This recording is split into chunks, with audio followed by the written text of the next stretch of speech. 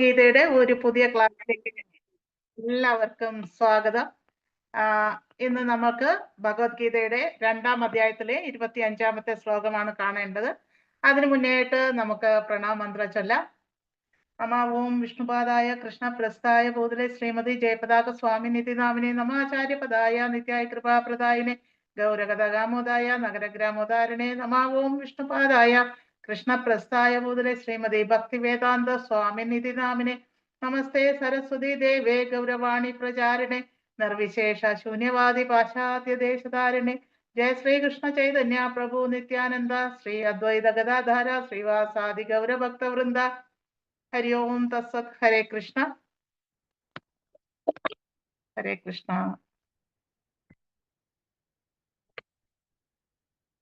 ഹരേ കൃഷ്ണ. ഭഗവത്ഗീത യഥാരൂപം അധ്യായം 2 ഗീതാ വിഷയ സംഗ്രഹം എന്ന അധ്യായത്തിന്റെ ശ്ലോകം 25 ഇന്ന് നോക്കേണ്ടത്. ഓം അജ്ഞാനതിമിരാന്തസ്യ ജ്ഞാനാഞ്ജനശലാകയാ ചക്ഷുരുന്മീലിതം യേന തസ്മൈ ശ്രീ ഗുരുവേ നമ. ശ്രീ ചൈതന്യ മനോവിഷ്ടം സ്ഥാപിതം യേന ഭൂതലെ സ്വയം രൂപ കഥാ മഹ്യം ദദാതി സ്വപദാന്തികം വന്ദേഹം ശ്രീഗുരും ശ്രീയുതപദകം ശ്രീഗുരും വൈഷ്ണവാംശ ശ്രീരൂപം സാഗരജാതം സഹഗണ രഘുനാഥാനിതം തം സജീവം സാദ്വൈതം സാവധൂതം പരിജന സഹിതം കൃഷ്ണ ചൈതന്യദേവ ശ്രീരാധാകൃഷ്ണ പാദാൻ സഹഗണ ലളിത ശ്രീ വിശാഖാനിതാംശ. ഹേ കൃഷ്ണ കരുണാ സിന്ധോ ദീനബന്ധോ ജഗത്പദേ ഗോപേശ ഗോപികാന്ത രാധാകാന്ത നമോസ്തുതേ. തപ്തകാഞ്ചന ഗൗരാംഗി രാധേ വൃന്ദാവനേശ്വരി വൃഷഭാനു സുതേ ദേവി പ്രണമാമി ഹരിപ്രിയേ. വാഞ്ചാകൽപതരൂപശ്ച കൃപാ സിന്ധൂപയേവ ച പതിതാനാം പാവനേഭ്യോ വൈഷ്ണവേഭ്യോ നമോ നമഃ. ഹരേ കൃഷ്ണ. ഭഗവത്ഗീത യഥാരൂപം അധ്യായം 2 ഗീതാ വിഷയ സംഗ്രഹം ശ്ലോകം 2.25. ഓം നമോ ഭഗവതേ വാസുദേവായ. ഓം നമോ ഭഗവതേ വാസുദേവായ. ഓം നമോ ഭഗവതേ വാസുദേവായ. ഹരി ഓം തത്സത്. ഹരേ കൃഷ്ണ. ശ്ലോകം 2.25. അവ്യക്തോ അയം ചിന്തോയം വികാരോ അയമുച്യതേ തസ്മാദേവം വിദിത്വൈനം നാനുശോചിതുമർഹസി. അവ്യക്തോ അയം ചിന്തോയം വികാരോ അയമുച്യതേ തസ്മാദേവം വിദിത്വൈനം നാനുശോചിതുമർഹസി. അവ്യക്തോ അയം ചിന്തോയം വികാരോ അയമുച്യതേ തസ്മാദേവം വിദിത്വൈനം നാനുശോചിതുമർഹസി. വേർഡ് മീനിങ് നമുക്ക് നോക്കാം. അയം ഈ ആത്മാവ്, അവ്യക്ത അദൃശ്യനെന്നും, അചിന്ത്യ അചിന്ത്യനെന്നും, അയൻ അയം ഇവൻ അതായത് ജീവാത്മാവ്, അവികാര്യ മാറ്റങ്ങൾ ഇല്ലാത്തവൻ എന്നും ഉച്യതേ പറയപ്പെടുന്നു. തസ്മാത് അതുകൊണ്ട്, ഏനം ഈ ആത്മാവിനെ, ഏവം ഇപ്രകാരം, വിദിത്വ അറിഞ്ഞിട്ട്, അനുശോചിതും അനുശോചിക്കുവാൻ, ന അർഹസി നീ അർഹനല്ല.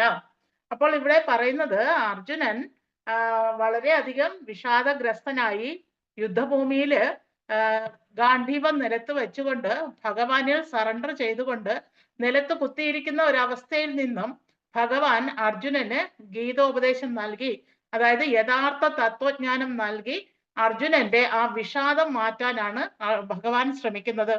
മാത്രവുമല്ല, യഥാർത്ഥ ജ്ഞാനം എന്തെന്ന് അറിയുമ്പോൾ അവനവന്റെ കർത്തവ്യം നിറവേറ്റാൻ നമ്മൾ പ്രാപ്തരാകും എന്നതാണ് വാസ്തവം. അതുകൊണ്ടാണ് ഭഗവാൻ യഥാർത്ഥ തത്വജ്ഞാനം അർജുനന് ഉപദേശിച്ച് നൽകുന്നത്. എന്താണ് യഥാർത്ഥ തത്വജ്ഞാനം? ശരിക്കും പറഞ്ഞാൽ നമ്മൾ ഇത്രയും നാളും മനസ്സിലാക്കി വെച്ചിരുന്നത് ഈ കാണുന്ന ശരീരമാണ് യഥാർത്ഥ ഞാൻ എന്നായിരുന്നു ഇത്രയും നാള് ഭൗതികമായിട്ടുള്ള എല്ലാ വിദ്യാഭ്യാസങ്ങളിലൂടെയും നമ്മൾ മനസ്സിലാക്കി വരുന്നത്. അതേസമയം ഈ ശരീരം എന്നത് ഞാനാണെങ്കിൽ നമ്മൾ മരിച്ചു കിടക്കുമ്പോ ആ ചുറ്റിനും ഇരുന്ന ആൾക്കാര് അയ്യോ പോയേ പോയേ എന്ന് പറഞ്ഞിട്ട് കരയും. അപ്പോൾ നമുക്ക് ചോദിക്കാം, ആ കിടക്കുന്നുണ്ടല്ലോ, അവിടെ ശരീരം കിടപ്പുണ്ടല്ലോ, പിന്നെ എന്തിനാണ് പോയേ പോയേ എന്ന് പറഞ്ഞ് കരയുന്നതെന്ന്. അപ്പോൾ നമുക്ക് വ്യക്തമാകും ആ പോയി എന്ന് പറയുന്നത് ആ ഉള്ളിലിരുന്ന ആ ശരീരത്തിലിരുന്ന ദേഹിയാണെന്ന്. അപ്പൊ ദേഹം മാത്രമേ അവിടെ അവശേഷിച്ചിട്ടുള്ളൂ. ആ ദേഹത്തിനെ അച്ഛനെന്നോ അമ്മയെന്നോ വിളിച്ച് കരയുന്നില്ല. പകരം ആ പോയേ പോയേ എന്ന് പറയുന്ന ആ ദേഹിയാണ് അച്ഛൻ പോയേ എന്ന് പറഞ്ഞ് കരയുന്നത്. അപ്പോൾ യഥാർത്ഥത്തിൽ നമുക്ക് അന്നേരമാണ് മനസ്സിലാവുക ആ പോയതാണ് അച്ഛൻ, അല്ലെങ്കിൽ ആ ദേഹിയാണ് അച്ഛൻ, ഈ കിടക്കുന്ന ദേഹം അല്ല എന്ന്. ആ സത്യമാണ് ഇപ്പോൾ അർജുനന് ഭഗവാൻ പറഞ്ഞു കൊടുത്തുകൊണ്ടേ ഇരിക്കുന്നത്. ശരിക്കും പറഞ്ഞാൽ ശ്ലോകം 20-ാമത്തെ ശ്ലോകത്തിൽ, 2-ാം അധ്യായത്തിലെ 20-ാമത്തെ ശ്ലോകത്തിൽ ഭഗവാൻ നമ്മുടെ ആത്മാവിനെ പറ്റി പറഞ്ഞു തുടങ്ങാണ്. എന്താണ് ആത്മാവിനെ പറ്റി പറയുന്നത് 20-ാമത്തെ ശ്ലോകത്തില്? ന ജായതേ മ്രിയതേ വാ കഥാചിൻ ന്യായം ഭൂത്വാ ഭവിതാ വാന ഭൂയ അജോ നിത്യം ശാശ്വതോയം പുരാണോ നാഹന്യതേ ഹന്യമാനേ ശരീരേ. അതായത് ഈ ശരീരത്തിൽ ഇരിക്കുന്ന ആത്മാവ് ജനിക്കുന്നുമില്ല, മരിക്കുന്നുമില്ല. അപ്പൊ അതായത് നമ്മൾ വിചാരിക്കും നമ്മൾ ജനിച്ചല്ലോ, അമ്മയിൽ നിന്ന് ജനിച്ചല്ലോ എന്ന് വിചാരിക്കും. അമ്മയിലൂടെ നമ്മൾ ജനിക്കുന്നത് ഈ ശരീരത്തിലേക്ക് ആ ദേഹി അല്ലെങ്കിൽ ആത്മാവ് ഇരിക്കുമ്പോഴാണ്. ശരീരത്തിനാണ് ജനനം. ആ ആത്മാവ് ഈ ശരീരം വിട്ടു പോകുന്നതാണ് മരണം. അപ്പോൾ ഈ ശരീരത്തിൽ ആത്മാവ് കുടികൊള്ളുന്ന കാലത്തോളം നമ്മൾ ജനിക്കുന്നു എന്ന് ചിന്തിക്കുന്നു. ആത്മാവ് ശരീരം വിട്ടു പോകുമ്പോൾ നമ്മൾ മരിക്കുന്നു എന്ന് ചിന്തിക്കുന്നു. അല്ലാതെ ആ ആത്മാവിന് ജനനവുമില്ല, മരണവുമില്ല എന്നതാണ് സത്യം. ആ ശ്ലോകത്തിലൂടെ പറയുന്നുണ്ട്. ആ ശ്ലോകം 20, 21 മുതൽ 25 ശ്ലോകം വരെയും ആത്മാവിന്റെ ഓരോ സവിശേഷതകളാണ് എണ്ണി എണ്ണി ഭഗവാൻ പറയുന്നത്. ആ 20-ാമത്തെ ശ്ലോകത്തിൽ എന്താ പറയുന്നത്? ആത്മാവിന് ഒരിക്കലും ജനന മരണങ്ങളില്ല, അത് ഉണ്ടായിട്ടുമില്ല, ഉണ്ടാകുന്നുമില്ല, ഭാവിയിൽ ഉണ്ടാവുകയുമില്ല. അജനും നിത്യനും ശാശ്വതനും പ്രാചീനനുമാണത്. ശരീരം നശിക്കുമ്പോൾ അതിന് മരണവുമില്ല എന്ന് ആ ശ്ലോകത്തിലൂടെ വ്യക്തമാക്കി തരുന്നു. പിന്നെയും ഭഗവാൻ ആത്മാവിനെ പറ്റി എടുത്തെടുത്ത് പറയുന്നുണ്ട്. ശരിക്കും ഈ 20-ാമത്തെ ശ്ലോകത്തില് നമ്മൾ ശ്രദ്ധിച്ചാൽ അറിയാം, നമ്മൾ പണ്ട് സ്കൂളിൽ പഠിക്കുന്ന സമയത്ത് ഫിസിക്സിൽ പഠിച്ചിട്ടുണ്ട്, ഒരു എനർജിയെ ഉണ്ടാക്കാനോ നശിപ്പിക്കുവാനോ സാധ്യമല്ലാന്ന്. അതേപോലെ തന്നെ ആ എനർജിയെ നമുക്ക് ഒരു ഫോമിൽ നിന്ന് മറ്റൊരു ഫോമിലേക്ക് കൺവേർട്ട് ചെയ്യാൻ പറ്റും എന്നും പഠിച്ചിരിക്കുന്നു. അതേ സത്യം തന്നെയാണ് ഇവിടെ ഭഗവാൻ ആത്മാവിനെ പറ്റി പറയുന്നത്. ആ എനർജി അല്ലെങ്കിൽ ആത്മസ്വരൂപം അല്ലെങ്കിൽ ആത്മാവിന്റെ ശക്തി എന്ന് പറയുന്നതിനെ ഒരിക്കലും ഉണ്ടാക്കാനോ നശിപ്പിക്കുവാനോ സാധ്യമല്ല. പകരം ആ ആത്മാവിനെ ഒരു ഫോമിൽ നിന്ന് മറ്റൊരു ഫോമിലേക്ക് മാറ്റാൻ പറ്റുന്നു. അതായത് ഒരു ജീവിയുടെ ശരീരത്തിൽ ഇരിക്കുന്ന ആത്മാവിനെ ആ ജീവിയുടെ ശരീരം നശിച്ചു കഴിയുമ്പോൾ മറ്റൊരു ജീവിയുടെ ശരീരത്തിലേക്ക് മാറ്റാൻ സാധിക്കും. അപ്പോ നമ്മളിപ്പോ മനുഷ്യന്റെ ജന്മത്തിൽ ഇരിക്കുന്നു, അതുകൊണ്ട് നമ്മുടെ ആത്മാവ് മനുഷ്യന്റെ രൂപത്തിൽ കാണപ്പെടുന്നു. ഈ മരണശേഷം നമ്മളുടെ ഈ ആത്മാവിന് മറ്റൊരു ശരീരം ലഭിക്കുകയാണെങ്കിൽ അത് ദേവന്റേതോ അസുരന്റേതോ പട്ടിയുടെയോ മൃഗങ്ങളുടെയോ നായ്ക്കളുടെയോ പശുക്കളുടെയോ ഏത് ശരീരമാണോ, അതായത് നമ്മൾ ഈ ജന്മത്തിൽ ഇരുന്ന് ചെയ്യുന്ന പ്രവൃത്തിയുടെ ഫലമായിട്ടുള്ള റിസൾട്ട് ആയിട്ടുള്ള ഒരു ശരീരമാണ് മരണശേഷം നമ്മളെ കാത്തിരിക്കുന്നത്. അപ്പോൾ ആ ശരീരത്തിലേക്ക് ഈ ആത്മാവ് പ്രവേശിക്കുമ്പോൾ നമ്മൾ അതായിട്ട് നടക്കും, അല്ലെങ്കിൽ അതാണെന്ന് ചിന്തിക്കും. അപ്പോ ഈ മനുഷ്യ ശരീരത്തിൽ ഇരുന്നു കൊണ്ട് മൃഗീയ ജീവിതമാണ് നയിക്കുന്നതെങ്കിൽ നമ്മൾ അടുത്ത് തീർച്ചയായിട്ടും മൃഗമായി തന്നെ മാറും. അപ്പോൾ മനുഷ്യന് മൃഗങ്ങളെ അപേക്ഷിച്ച് വിവേചന ബുദ്ധിയുണ്ട്. ആ വിവേചന ബുദ്ധി ഉപയോഗിച്ച് നല്ലതേത് ചീത്ത ഏത് എന്ന് തിരിച്ചറിഞ്ഞ് നല്ലത് മാത്രം, സൽപ്രവൃത്തി മാത്രം ചെയ്യുമ്പോൾ നമുക്ക് അടുത്ത ജന്മവും സൽജന്മം തന്നെ കിട്ടും, നല്ല ജന്മം തന്നെ കിട്ടും. അതല്ല ഈ ശരീരത്തിൽ ഇരുന്നു കൊണ്ട് ദുഷ്ടപ്രവൃത്തികളാണ് ചെയ്യുന്നതെങ്കിൽ തീർച്ചയായിട്ടും അധമ ശരീരമായിരിക്കും അടുത്ത ജന്മത്തിൽ നമുക്ക് ലഭിക്കുക. ഈ പരമസത്യം സാധാരണ ജനങ്ങൾക്ക് അറിയാത്തത് കൊണ്ടാണ് അവർ ഇത്രയും ദുഷ്ടത്തനമെല്ലാം പ്രവർത്തിച്ചു കൂട്ടുന്നത്.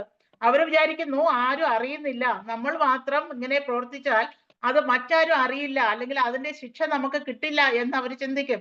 ചിലരൊക്കെ ഉണ്ട് കൊലപാതകം നടത്തിയിട്ട് പോലീസുകാർക്ക് കൈമണി അതും ഇതുമെല്ലാം കൊടുത്ത് അവർ ജയിലിൽ പോകാതെ രക്ഷപ്പെട്ട് വലിയ ആളായിട്ട് നടക്കുന്ന എത്രയോ ആൾക്കാർ നമുക്ക് സമൂഹത്തിൽ ശ്രദ്ധിച്ചാൽ അറിയാം. പച്ച വെളിച്ചത്തിൽ അവർ കൊലപാതകം ചെയ്തു എന്നുള്ളത് എല്ലാവർക്കും അറിയാവുന്ന സത്യമായിരിക്കും. പക്ഷെ അയാൾ ശിക്ഷിക്കപ്പെടുന്നില്ല. അയാൾ എങ്ങനെയെങ്കിലും പൈസയൊക്കെ ഉണ്ടാക്കി കൈമണി കൊടുത്ത് ആ ശിക്ഷയിൽ നിന്ന് ഇളവ് നേടി അഹങ്കരിച്ച് നടക്കും. പക്ഷെ അയാൾ അറിയുന്നില്ല അയാൾ ചെയ്ത പ്രവൃത്തിയുടെ ഫലം അയാൾ മരണശേഷം നരക തുല്യമായിട്ട് അനുഭവിക്കേണ്ടി വരുന്നു. അടുത്ത ജന്മത്തിൽ അതെല്ലാം ആ ദുഷ്ടപ്രവൃത്തി എല്ലാം ഒരു പാപമായിട്ട് അയാളിൽ പ്രവർത്തിക്കുക തന്നെ ചെയ്യും. ഏതൊരു ശരീരം കിട്ടിയാലും ആ ശരീരത്തിൽ ഇരുന്നു കൊണ്ട് കഴിഞ്ഞ ജന്മത്തിൽ അനുഭവിച്ച അല്ലെങ്കിൽ ചെയ്തു കൂട്ടിയ ആ പാപങ്ങളെല്ലാം അനുഭവിക്കേണ്ടി വരും. ദുരിതങ്ങളായിട്ട്, ദുഃഖങ്ങളായിട്ട്, അസുഖങ്ങളായിട്ട് അങ്ങനെ അങ്ങനെ അനുഭവിക്കേണ്ടി വരും. നമുക്ക് ആലോചിച്ചാൽ അറിയാം, ഒരു കുട്ടി ജനിക്കുമ്പോ അതിന് നിഷ്കളങ്കനാണ്. നമ്മൾ പറയും ആ കൊച്ചു ഒരു പാപവും ചെയ്തിട്ടില്ല, പക്ഷെ അതിന് ഈ ഗതി വന്നല്ലോ. കാരണം അതിന് വലിയ വലിയ അസുഖങ്ങളായിരിക്കും. ചിലപ്പോ ചെറിയ ചെറിയ കൊച്ചുങ്ങൾക്ക് ക്യാൻസർ വരെ പിടികൂടുന്നുണ്ട്. എന്തുകൊണ്ടായിരിക്കും അത്? അത് പ്രീവിയസ് ജന്മത്തിൽ ചെയ്തു കൂട്ടിയ കർമ്മഫലമാണ് ഈ ജന്മത്തിൽ അതിന് ക്യാൻസർ ആയിട്ടോ അംഗവൈകല്യമായിട്ടോ സംസാര ശേഷിയില്ലാതെയൊക്കെ ആയിട്ട് വരുന്നത്. ഭാഗവത്തിൽ പറയുന്നുണ്ട്, നമുക്ക് നല്ല കുടുംബത്തിലെ ജനനം, നല്ല ഐശ്വര്യം, നല്ല ആരോഗ്യം, നല്ല വിദ്യാഭ്യാസം ഇതൊക്കെ കിട്ടണമെങ്കിൽ കഴിഞ്ഞ ജന്മത്തിൽ നമ്മൾ സൽകീർത്തി ചെയ്തിരിക്കണം. സത്യസന്ധമായിട്ടും നല്ല പ്രവൃത്തികൾ, പുണ്യ പ്രവൃത്തികളൊക്കെ ചെയ്തിരിക്കണം. എങ്കിൽ മാത്രമേ ഈ ജന്മത്തിൽ അങ്ങനെ ലഭിക്കുകയുള്ളൂ. അതുപോലെ പാപവും പുണ്യവും ഈ ശരീരത്തിൽ ഇരുന്നു കൊണ്ട് ചെയ്താൽ അത് അനുഭവിക്കാൻ ഈ ഉള്ളിലിരിക്കുന്ന ആത്മാവ് ബാധ്യസ്ഥനാകുന്നു. അതുകൊണ്ടാണ് തീർച്ചയായിട്ടും നമ്മൾ ഇങ്ങനെ ജനിച്ചും മരിച്ചും ജനിച്ചും മരിച്ചും ഈ ഭൗതിക ലോകത്ത് തന്നെ കിടക്കുന്നത്. അപ്പോൾ ഈ 25-ാമത്തെ ശ്ലോകത്തിൽ പറയുന്നു, അദൃശ്യനും അചിന്ത്യനും മാറ്റമില്ലാത്തവനുമാണ് ആത്മാവ്.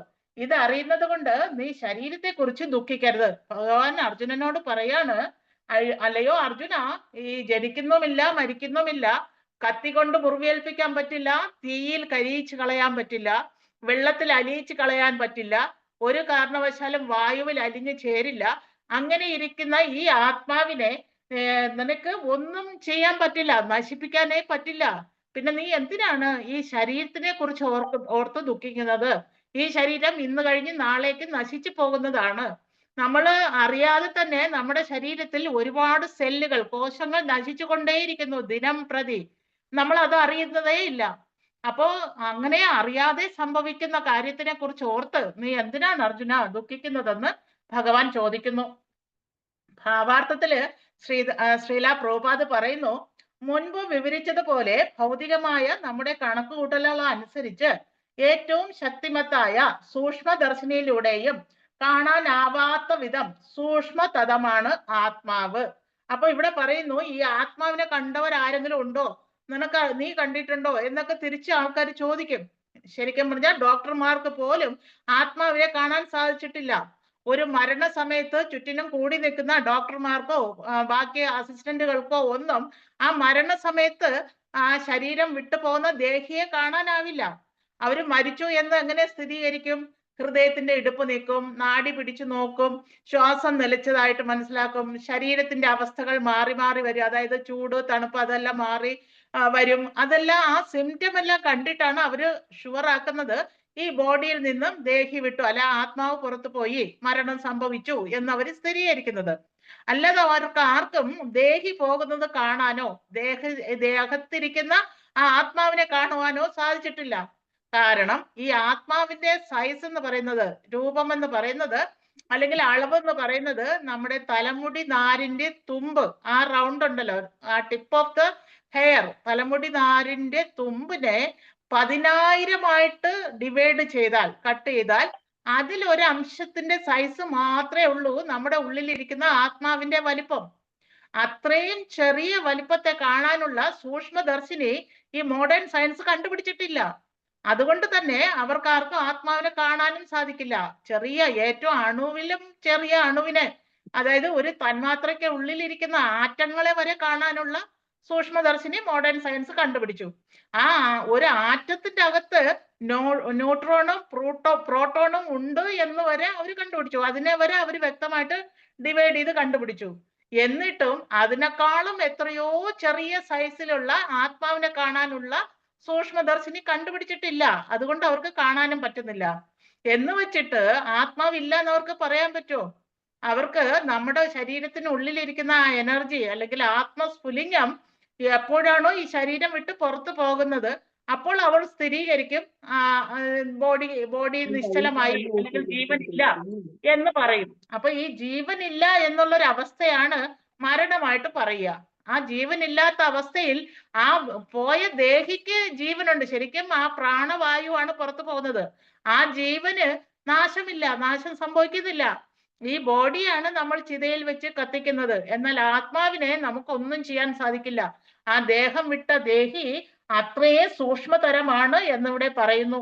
തന്മൂലം അദൃശ്യനം തന്നെ. അതുകൊണ്ട് തന്നെ ആരാലും കാണാനും സാധിക്കില്ല, ഒരു സൂക്ഷ്മ യന്ത്രത്താലും അതിനെ മനസ്സിലാക്കുവാനും സാധിക്കില്ല. എന്നാൽ ആത്മാവിന്റെ സത്തയെക്കുറിച്ചാകട്ടെ ശ്രുതി അഥവാ വേദജ്ഞാനത്തിലൂടെ അല്ലാതെ പരീക്ഷണങ്ങളിലൂടെ ഉറപ്പുവരുത്തുവാൻ ആരെ കൊണ്ടും സാധിക്കില്ല.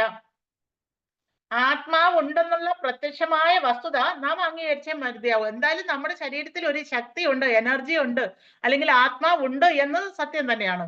അതെല്ലാവർക്കും ബോധ്യമുണ്ട്. പക്ഷെ അതിനെ ആരും കണ്ടിട്ടുമില്ല, ആരും അത് അറിഞ്ഞിട്ടുമില്ല, ആർക്കും കാണിച്ചു കൊടുക്കാനും പറ്റില്ല. എന്നാൽ ഈ ആത്മാവ് ശാശ്വതനാണ്, അദൃശ്യനാണ്, പെർമനന്റ് ആയിട്ടുള്ള ശക്തിയാണ്, ഈ എനർജിയാണ്. ഈ എനർജിയെ നശിപ്പിക്കുവാനോ ക്രിയേറ്റ് ചെയ്യാനോ ഒന്നേന്ന് ഉണ്ടാക്കിയെടുക്കാനോ ആരെ കൊണ്ടും സാധിക്കില്ല. എന്നാൽ ഈ എനർജിയെ മറ്റൊരു ഫോമിലേക്ക് മാറ്റാൻ പറ്റും, മറ്റൊരു ശരീരത്തിലേക്ക് ട്രാൻസ്ഫോം ചെയ്യാൻ പറ്റും. അതും ഭഗവാൻ ഭഗവത്ഗീതയിലൂടെ തന്നെ പറഞ്ഞു. ദേഹിനോ അസ്മിൻ യഥാ ദേഹേ കൗമാരം യൗവനം ജര തഥാ ദേഹാന്തര പ്രാപ്തർ ധീരസ്തത്ര മുഹ്യതി. അതായത് ഈ ശരീരം ചെറിയ കുട്ടിയായിരിക്കുമ്പോൾ ശൈശവത്തിൽ നിന്ന് കൗമാരത്തിലേക്ക് കടക്കും, അവിടുന്ന് യൗവനത്തിലേക്ക് കടക്കും, അവിടുന്ന് വാർദ്ധക്യത്തിലേക്ക് കടക്കും, അവിടുന്ന് മരണത്തിലേക്ക് സമീപിക്കും. എന്നാൽ ഈ ചേഞ്ചസ് ഒന്നും, ഈ വ്യത്യാസമൊന്നും, ശരീരത്തിനുണ്ടാകുന്ന ഈ വളർച്ചയൊന്നും ആത്മാവിനെ ബാധിക്കുന്ന കാര്യമേ അല്ല. ആത്മാവിന് ഒരു പെർമനന്റ് കാലയളവിൽ ഒരു ശരീരത്തിനുള്ളിൽ ഇരിക്കാനാണ് വിധിയെങ്കിൽ അത്രയും കാലം ആ ശരീരത്തിനകത്തേക്ക് ഇരിക്കും. അത് കഴിഞ്ഞ് ആത്മാവിന് പുറത്തു വരാൻ, അല്ലെങ്കിൽ ആ ശരീരം വിടേണ്ട അവസ്ഥ വരുമ്പോൾ ആ ശരീരം വിട്ടിട്ട് മറ്റൊരു ശരീരം സ്വീകരിക്കും.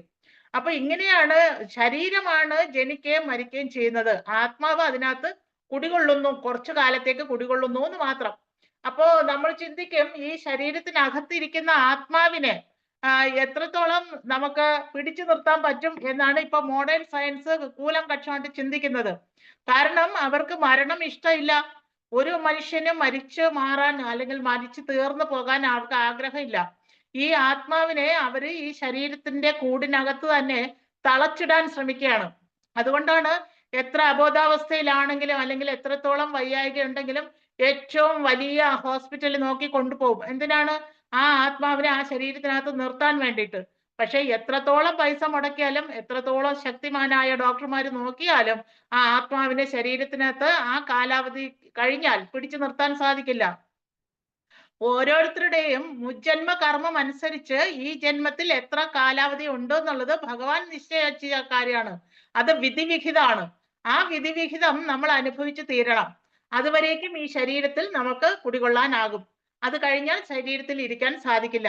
അപ്രകാരം ഈ ശരീരത്തിൽ ഇരുന്നു കൊണ്ട് നമുക്ക് എല്ലാ പ്രവൃത്തികളും ചെയ്യാൻ പറ്റും. എന്തൊക്കെ ചെയ്യാൻ പറ്റും? നല്ല കാര്യങ്ങളും ചെയ്യാൻ പറ്റും, മോശപ്പെട്ട കാര്യങ്ങളും ചെയ്യാൻ പറ്റും. സൽക്കർമ്മങ്ങളും ചെയ്യാൻ പറ്റും, പുണ്യകർമ്മങ്ങളും ചെയ്യാൻ പറ്റും, അതുപോലെ പാപകർമ്മങ്ങളും ചെയ്യാൻ പറ്റും. പക്ഷേ ഇതിനെല്ലാം ഉത്തരവാദി, അനുഭവിക്കേണ്ടത് ആ ഉള്ളിലിരിക്കുന്ന ആത്മാവാണ്. എന്നാൽ ഈ ആത്മാവ് ഇതൊന്നും ബാധിക്കുന്ന കാര്യമേ അല്ല. ആത്മാവ് പറഞ്ഞിട്ടല്ല നമ്മൾ ദുഷ്ടപ്രവർത്തനം ചെയ്യുന്നത്, അല്ലെങ്കിൽ ആത്മാവ് പറഞ്ഞിട്ടല്ല നമ്മൾ നല്ല കാര്യങ്ങൾ ചെയ്യുന്നത്. പിന്നെയോ നമ്മുടെ മനസ്സാണ് നമ്മളെ കൊണ്ട് എല്ലാം ചെയ്യിക്കുന്നത്. മനസ്സും ഇന്ദ്രിയങ്ങളും, മനസ്സിനെയും ഒരു ഇന്ദ്രിയമായിട്ട് കണക്കാക്കിയിട്ടുണ്ട്. അപ്പൊ മനസ്സുൾപ്പെടെ 6 ഇന്ദ്രിയങ്ങളുടെ യജമാനനായിരിക്കുന്ന ഈ ശരീരമാണ് നമ്മളെ കൊണ്ട് എല്ലാം ചെയ്യിക്കുന്നത്. ഈ ശരീരത്തിന്റെ ഇന്ദ്രിയങ്ങൾ പറയും. ഇപ്പൊ കണ്ണുകള് ഇന്ദ്രിയങ്ങളാണ്. അപ്പൊ കണ്ണിന് നല്ല കാഴ്ചകൾ കാണാനാണ് ആഗ്രഹം. അപ്പോ നല്ല ഒരു സിനിമ റിലീസ് ചെയ്യുമ്പോ എന്ത് പറയും? കണ്ണ് മനസ്സിനോട് പറയും, ആ സിനിമ കാണാൻ പോവാ, നമുക്ക് എൻജോയ് ചെയ്യാം എന്നുള്ള ആഗ്രഹത്തോടെ മനസ്സിനെ പ്രേരിപ്പിക്കും. അപ്പൊ മനസ്സ് ബുദ്ധിപൂർവം ചിന്തിക്കും, എങ്ങനെയാണ് പൈസ ഉണ്ടാക്കേണ്ടത്, അല്ലെങ്കിൽ എവിടെയാണ് പോകേണ്ടത്, എപ്രകാരം പോകണം, എത്ര മണിക്ക് പോകണം, അതെല്ലാം മനസ്സും ബുദ്ധിയും കൂടെ ചേർന്ന് പ്ലാൻ ചെയ്ത് സിനിമ കാണാൻ പോകും. അപ്പൊ സിനിമ കണ്ടിട്ട് വരുമ്പോ മനസ്സിനാകെ ദുഃഖമാവും. എന്തുകൊണ്ടാ? ആ സിനിമയിലുള്ള കഥാപാത്രങ്ങളുമായിട്ട് അങ്ങ് ഇഴുകി ചേർന്നിരുന്നു കൊണ്ട് ആ ദുഃഖങ്ങളെല്ലാം സ്വയം ഏറ്റെടുക്കും. മിക്ക സിനിമകളും അങ്ങനെ ദുഃഖം മാത്രം പ്രദാനം ചെയ്യുന്നതാണ്. ഇത് മൂഢനായ നമ്മൾ തിരിച്ചറിയുന്നില്ല. പകരം നമ്മൾ ആ മനസ്സ് പറഞ്ഞ കാര്യം കേട്ടും കൊണ്ട്, അല്ലെങ്കിൽ കണ്ണുകളുടെ ആഗ്രഹത്തിന് പിന്നാലെ പായുന്നത് കൊണ്ടാണ് പോക്കറ്റിൽ ഇരിക്കുന്ന കാശ് കൊടുത്ത് നമ്മൾ ദുഃഖം വാങ്ങുന്നത്. ഇതുപോലെയാണ് സകല മാനവ പ്രവൃത്തികളും. ഇന്ദ്രിയങ്ങളുടെ പിന്നാലെ പോയി കഴിഞ്ഞാൽ അവസാനം ദുഃഖം മാത്രമേ ലഭിക്കുകയുള്ളൂ. സന്തോഷം ലഭിക്കും എന്ന് വിചാരിച്ചിട്ടാണ് നമ്മൾ ഇന്ദ്രിയങ്ങളുടെ പിന്നാലെ പോകുന്നത്. അപ്പോൾ ശാരീരികമായിട്ടുള്ള സുഖത്തിന് പിന്നാലെ പായുമ്പോ നൈമിഷികമായിട്ട് സുഖം ലഭിച്ചേക്കാം. അതിന്റെ അപ്പുറം നമുക്ക് ദുഃഖമാണ് ഫലം. ഏത് വിധം നോക്കിയാലും അത് തന്നെയാണ് നമുക്ക് കിട്ടുക. അപ്പോൾ ഈ ശരീരത്തിൽ ഇരുന്നു കൊണ്ട് സന്തോഷിക്കാൻ നമ്മൾ ശ്രമിക്കും തോറും നമുക്ക് സന്തോഷം എന്ന് പറയുന്നത് ദൂരെ മാത്രം കാണുന്ന ഒരു കാര്യമായി മാറും. അല്ലെങ്കിൽ നിമിഷ നേരത്തേക്ക് മാത്രം അനുഭവേദ്യമാകുന്നത് ആകും. പക്ഷേ ആ സന്തോഷത്തിനും ഉപരി നമുക്ക് പെർമനന്റ് ആയിട്ടുള്ള ഹാപ്പിനെസ് ലഭിക്കാൻ ഒരു മനുഷ്യൻ എന്താണ് ചെയ്യണം, എന്താണ് ചെയ്യാൻ പാടില്ലാത്തതെന്നാണ് വേദങ്ങളിൽ പറഞ്ഞിരിക്കുന്നത്. പക്ഷേ അൺഫോർച്ചുനേറ്റ്ലി ഭാഗ്യമില്ലാത്ത നമ്മൾക്ക് വേദങ്ങളിൽ പറഞ്ഞിരിക്കുന്ന ഒരു കാര്യങ്ങളും മനസ്സിലാക്കാനുള്ള ചാൻസ് ഇല്ലാതെ പോയി, അവസരങ്ങൾ ഇല്ലാതെ പോയി. പണ്ടൊക്കെ ഗുരുകുല വിദ്യാഭ്യാസം ഉണ്ടായിരുന്ന സമയത്ത് വേദങ്ങളെല്ലാം അഭ്യസിക്കാൻ പറ്റുമായിരുന്നു. അന്നേരം എല്ലാ ആൺകുട്ടികളെയും ഗുരുകുലത്തിൽ കൊണ്ടുവന്ന് വിടുകയും ആൺകുട്ടികൾക്ക് 25 വയസ്സ് വരെ ആ ഗുരുവിനെയും ഗുരുമാതയെയും സേവ ചെയ്ത് കൂടെയുള്ള സഹപാഠികളെയും സേവ ചെയ്ത് അങ്ങനെ അവര് സ്ലോലി ഗുരുമുഖത്ത് നിന്ന് ആ വൈദിക ജ്ഞാനങ്ങൾ മനസ്സിലാക്കും. അങ്ങനെ മനസ്സിലാക്കി പ്രാപ്തനാകുമ്പോഴാണ് 25 വയസ്സ് കഴിയുമ്പോഴാണ് ഗൃഹസ്ഥാശ്രമിയാക്കാനുള്ള ആ ഗുരുവിന്റെ നിയമം. അപ്പൊ ഗുരു പറയും ഗൃഹസ്ഥാശ്രമിയാകാനുള്ള സമയമാകുമ്പോൾ വിവാഹിതനായിട്ട് കുടുംബജീവിതം നയിക്കാൻ. കുടുംബജീവിതം നയിച്ച് കുട്ടികൾ ഉണ്ടായാൽ ആ കുട്ടികളെയും ഗുരുകുലത്തിൽ അയച്ച് വൈദിക ജ്ഞാനം പകർന്നു കൊടുക്കണം. ഇതാണ് ഒരു അച്ഛന്റെ കടമ. പക്ഷെ ഇന്നത്തെ സമൂഹത്തില് അച്ഛനും അമ്മയ്ക്കും ഈ ഗുരുകുല സമ്പ്രദായമോ ഈ വൈദിക ആചാരക്രമങ്ങളോ ഒന്നും അറിയാതെ പോയത് കൊണ്ട് നമുക്ക് നമ്മെ തന്നെ മനസ്സിലാക്കാൻ പറ്റാതെയായി. അതാതോ ബ്രഹ്മ ജിജ്ഞാസ, അതായത് വേദാന്ത സൂത്രത്തിൽ പറയുന്നത് നമ്മളെ തന്നെ മനസ്സിലാക്കാൻ ശ്രമിക്കണം എന്നാണ്. ആ ശ്രമം ഇല്ലാത്തടത്തോളം കാലം, അങ്ങനെ ഒരു ജിജ്ഞാസ ഇല്ലാത്തടത്തോളം കാലം നമ്മളെ പറ്റിയും മനസ്സിലാക്കുന്നില്ല, ഈ ലോകത്തെ പറ്റി മനസ്സിലാക്കുന്നില്ല, ഈ ആത്മാവിന്റെ സ്വരൂപത്തെ പറ്റി തിരിച്ചറിയുന്നില്ല, ആത്മാവ് ഭഗവാന്റെ അംശമാണെന്ന് തിരിച്ചറിയുന്നില്ല, ആ പരമാത്മ സ്വരൂപനായ ഭഗവാന്റെ ഭക്തിയുത സേവനത്തിൽ ഏർപ്പെടാൻ സാധിക്കുന്നില്ല. ഇങ്ങനെ നമ്മൾ ഭഗവാനിൽ നിന്ന് അകന്നകന്നകന്ന് പൊയ്ക്കൊണ്ടേയിരിക്കുന്നു.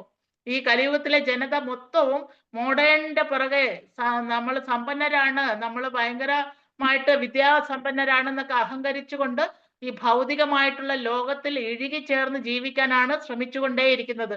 ആ ഇഴുകിച്ചേരലിൽ നിന്നും ഒരിക്കലും നമുക്ക് സന്തോഷം ലഭിക്കുന്നതേ ഇല്ല എന്നതാണ് വാസ്തവം.